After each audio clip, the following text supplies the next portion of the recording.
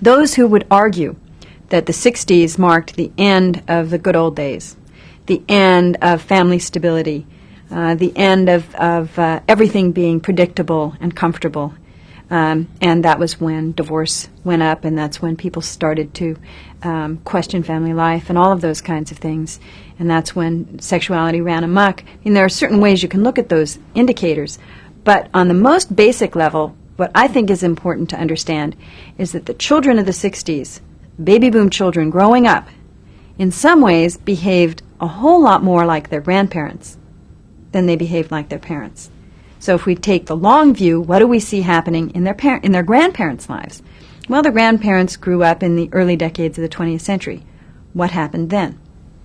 Massive consumer revolution, a massive sexual revolution.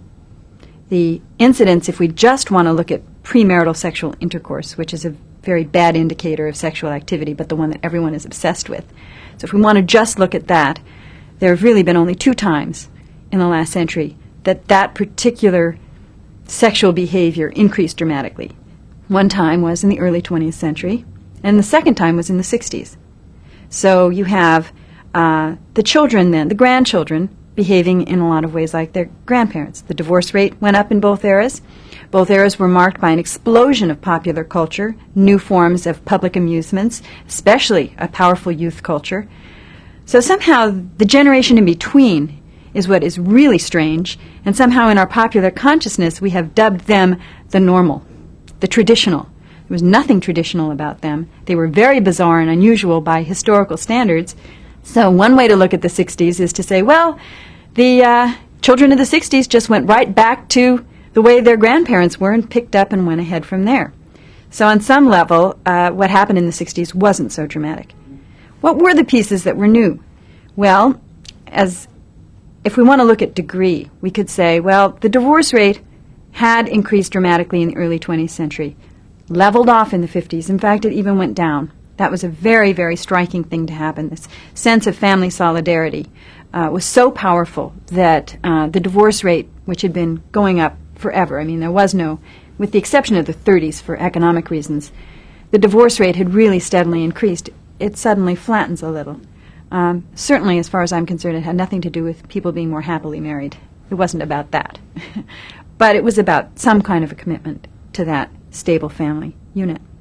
So what happens in the late 60s, of course, is a skyrocketing of the divorce rate that was unprecedented.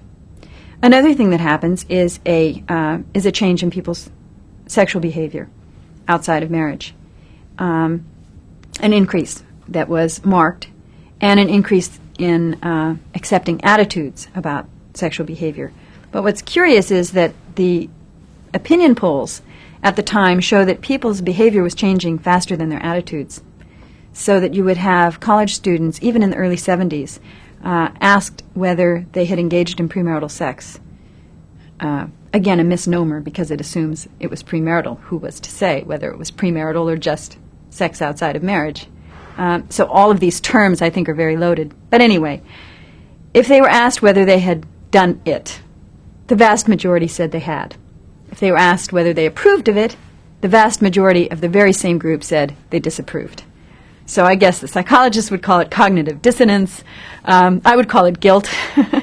There was a very high guilt quotient going on in the midst of what was perceived as a sexual revolution. Nonetheless, those attitudes did eventually change to indicate a much greater acceptance of particular kinds of sexual activity.